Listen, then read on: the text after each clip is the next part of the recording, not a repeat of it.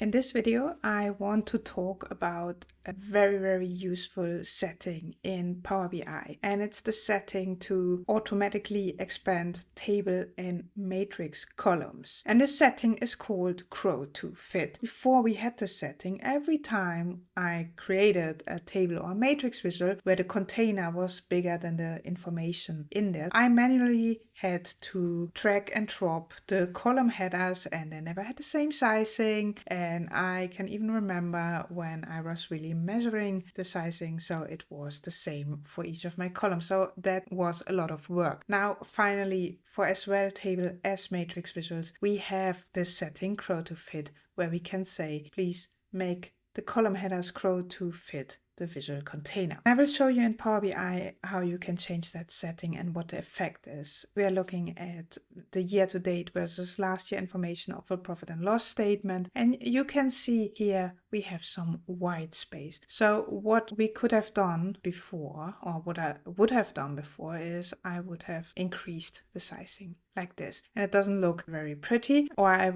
would have tried to make this smaller. So what you can do now is, if you click on your visual and you go to the format pane, you can see that here. If you don't see the format pane, go in Power BI to View and activate the format pane. So in the format pane, after I clicked on my visual, I can go to column headers, and here I go to options. So we are in column headers, options, and here I see the auto size width on. And if I do that, here we have fit to content, and that means fit to the values in the column. But we can also do the grow to fit. And now you see it automatically grows to fit that sizing. If I make this matrix even wider, you see it grows with that. If I make it smaller, you see it also gets smaller. If you make it too small, you will get a scroll bar, but that's also if you have the normal settings. So this is for the matrix visual, and it's the grow to fit